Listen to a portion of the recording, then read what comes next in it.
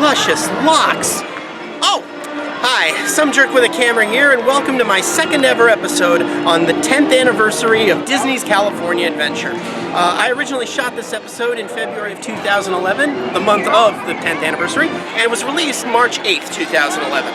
At that time, they were refurbishing much of DCA, so the place was a veritable sea of work walls. Even the front entrance was blocked by a work wall, and I got into a very heated debate with that work wall on some very pertinent issues. Well, guess what? I win! Nowadays, of course, the work walls have long since tumbled down, and DCA has opened such attractions as Buena Vista Street, The Little Mermaid, Ariel's Undersea Adventure, and, of course, Cars Land. Maybe I'll review them someday, who knows. In the meantime, please enjoy this nostalgic little trip through DCA's first 10 years. To all who come to this happy place, welcome. I'm some jerk with a camera.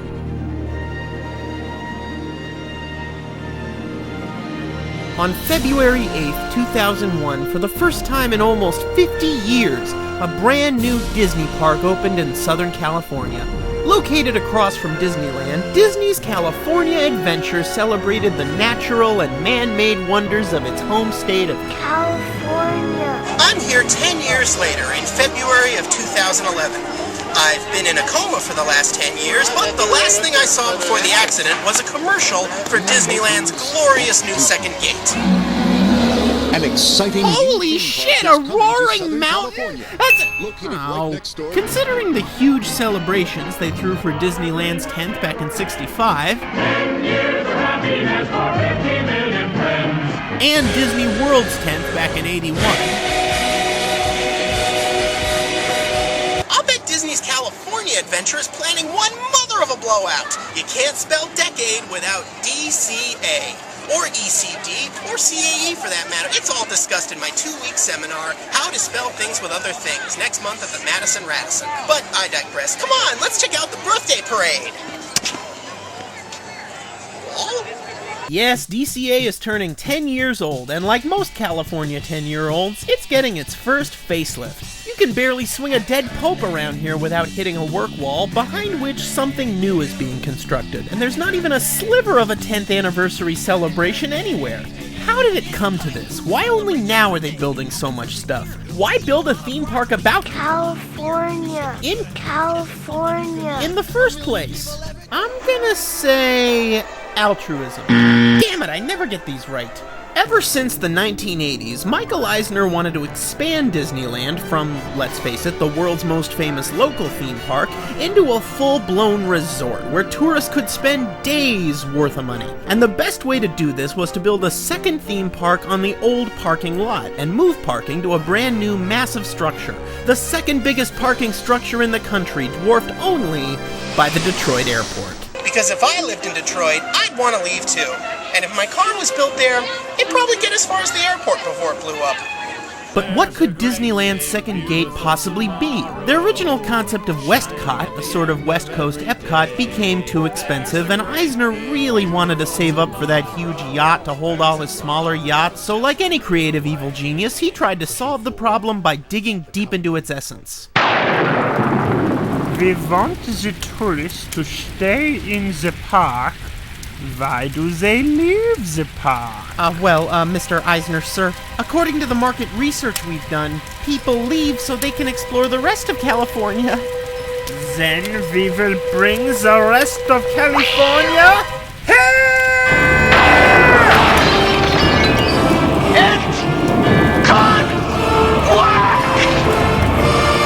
Yeah, that's how you expand worldwide appeal. Devote over 50 acres to 1/50th of a country. Even World Showcase got 9 countries, and that was only half the park. But beyond that, Disneyland had always been about the exotic, the nostalgic past, the world of fantasy, the rustic old west, the jungles of Africa, and a future that was too stupid to be. And to complement all that, its new neighbor would have replicas of real things that are less than 1 day's drive away. Only here, they're smaller! Yeah, it's okay, but if only it had a monorail going across it. Yeah, it's semi-breathtaking, but if only it had a Whoopi Goldberg film in it. That's good, but if only it sucked, then you'd have something. By the time opening day rolled around, they had 22 attractions ready to go. Some of them were really good, some of them were god-awful, and one of them was a tractor. That's right, a tractor. Not a working tractor, of course, that would be too interesting, but a real tractor that stood still and you could climb into it and look at the controls and imagine how farming works. That's not even an idea, that's just bad cell phone reception. We need something big that'll really attract people. Some huge attractor. Huge tractor. Got it. To promote the park, they made these bizarre commercials where the Disney characters try to peek at the new park in town. Let's go see them. Easy, big guy. Nobody likes a nosy neighbor.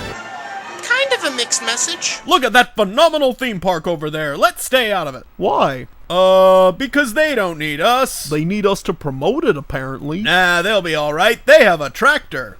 I thought I was supposed to be the idiot. Look, let's just see how well they do without us, and then, oh yeah, they're doomed. Alright, move them out, let's go. They also produced an hour-long TV special about the park for ABC and the Disney Channel. I love how it says in California at the bottom, like any other state would give a shit. The special was hosted by Spin City's Barry Bostwick and Richard Kind, along with Whose Line Is It Anyways, Not Wayne Brady, and Not Wayne Brady 2, The Legend of Curly's Gold. Well, you got quite a little park here.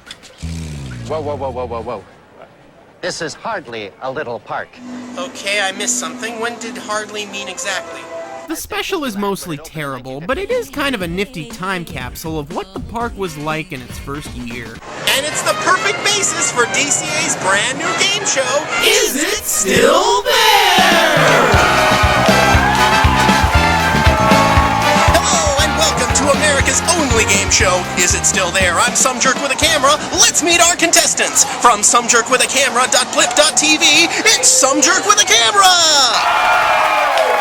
And all the way from the Twitter feed at Tony Goldmark, it's Some Jerk with a Camera!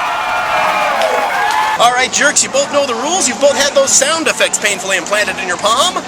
Let's play the game. The Bountiful Valley Farm, where California farming comes alive and kills everyone with boredom, and the cast members forget their own memories. California is the top producer in more than 350 different varieties of farm products, including cheese. For 10 points, Is It Still There? Jerk.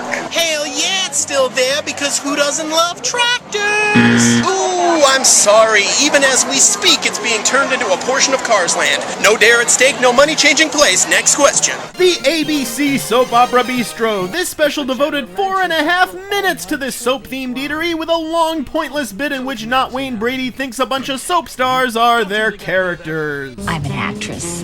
You sure are. Like when you fooled everybody into thinking you were having a baby. For 20 points, Is It Still There? Jerk.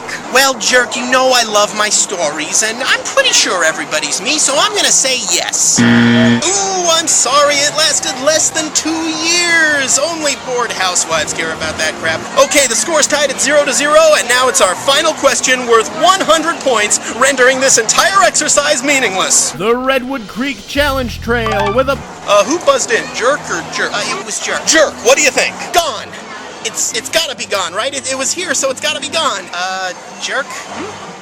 And that's the game! Neither of you won, so you'll both be sold off for medical experiments. Damn it! Again? Join us next week for whatever reality show winds up replacing Is It Still There?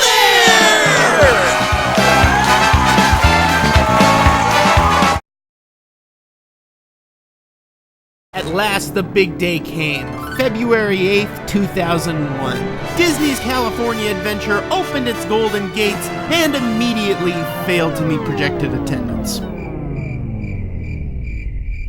There's a whole bunch of people looking at something. What's everybody looking at? It's a tractor! Wow! Look at that tractor! Boy, I've never seen a tractor like that one before. Son of a bitch bastard, I'll get you for this! The lack of originality would hit you literally right out of the gate when you entered Sunshine Plaza and heard a collection of famous pop songs about California.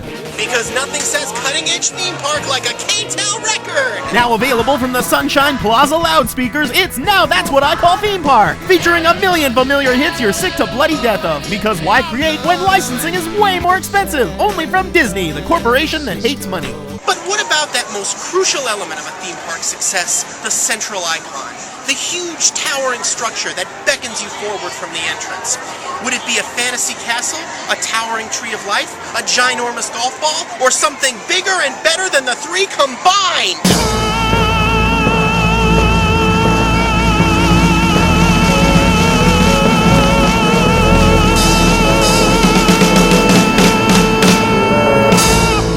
A big old hubcap that looks almost exactly nothing like the sun. It's like you wanna fail. And fail it did. But unlike a failed movie, which can leave theaters after a few weeks, DCA just sorta stood there. Like an annoying neighbor who just won't move away. Sure, he's got a cool flight simulator in his basement, but then you gotta talk to the guy. And he's boring. The biggest complaint was that too many of its rides were unoriginal, generic amusements that might feel more at home at a Six Flags or a county fair. Paradise Pier was built in tribute to the legendary seaside amusement parks of decades gone by. Only a confused old fart like this guy wouldn't approve of that. I felt that there should be something built, some kind of an amusement enterprise built where that the parents and the children could have fun together. Hey kids, come down to Paradise Pier and be jostled around a lot. We got the roller coaster, the spinny thing, the Ferris wheel, the droppy thing, the other spinny thing, the other roller coaster, the smaller droppy thing, and the other spinny thing. Only here at the Santa Monica Pier. Even California Screamin', which might be one of the best roller coasters ever built, is still just a roller coaster. An awesome roller coaster, but not quite a Disney roller coaster. How can the Imagineers sleep at night over the screams of hundreds of thrill seekers accelerating from 0 to 55 miles an hour in 4 seconds, plunging down an exhilarating 100-foot drop, looking into the face of God on the loop-de-loop, and there's no story, so it's no good. Okay, so DCA was not completely devoid of wind, but for the most part it was still the Jan Brady of theme parks, the Art Garfunkel of theme parks, the Disney's California Adventure of theme parks, and just to add insult to injury, later that same year the Tokyo Disneyland Resort opened its own second gate, Tokyo Disney Sea. Tokyo Disneyland? They're not even owned by the Disney company. What kind of dog and pony show did they call a theme park?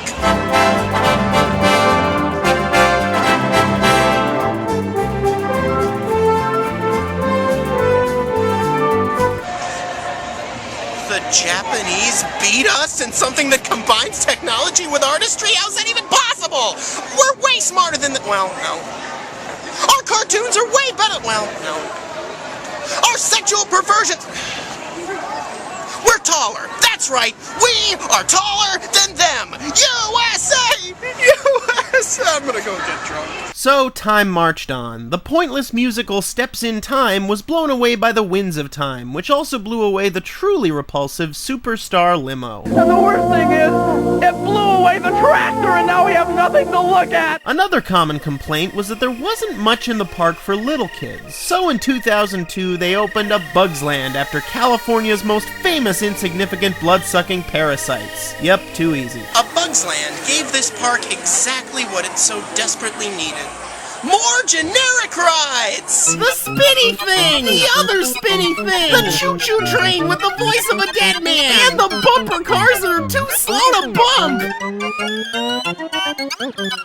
It's too exciting! I can't stand it! Number 10 is taking a lead around the far turn. He goes number 13, 16, 17, a green car, blue car, the first car by the steps. Then in 2003, they opened Aladdin, a musical spectacular. Apparently Agrabah was in California the whole time.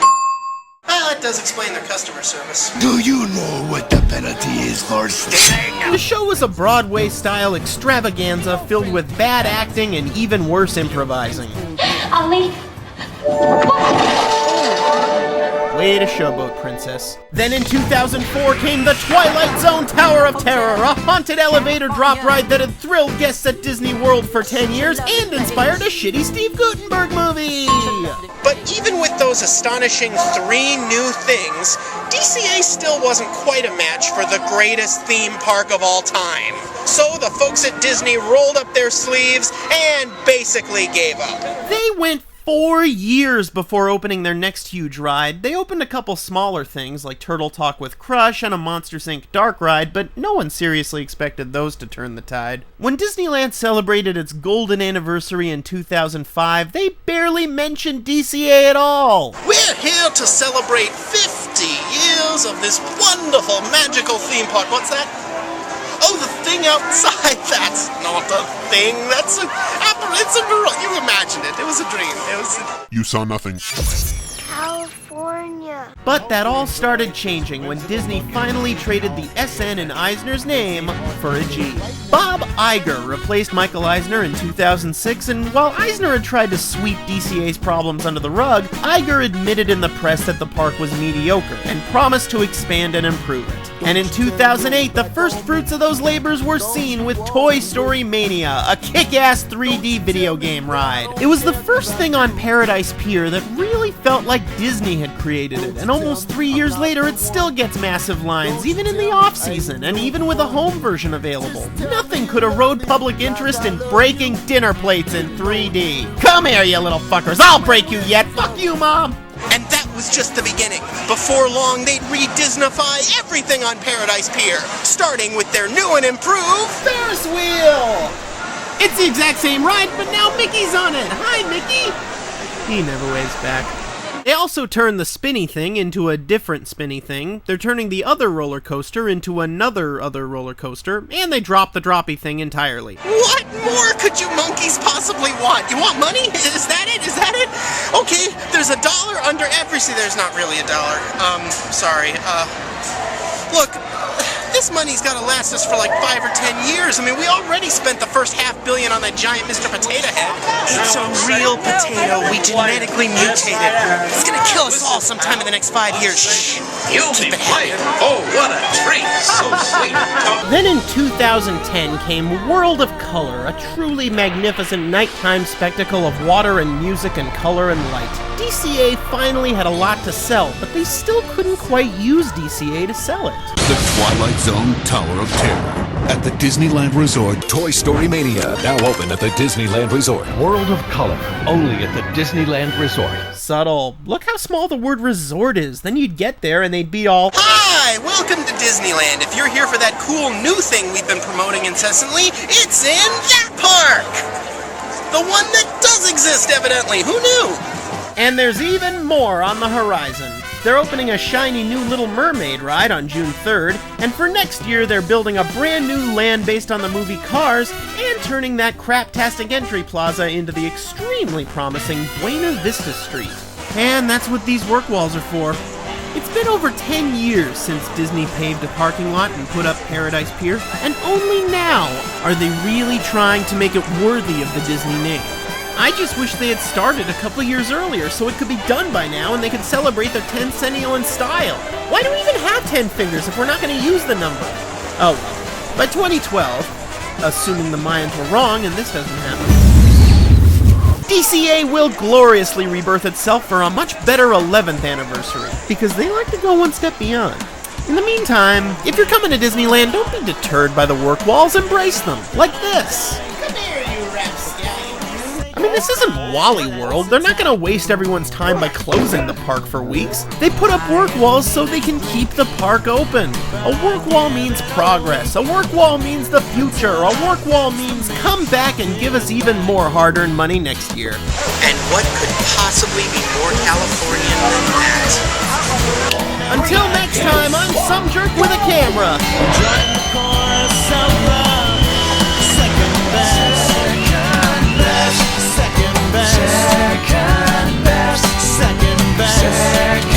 What's left of you that's real? A mutated ideal with limited appeal, I suggest. Let's try that again. I love you, Mr. Potato Head.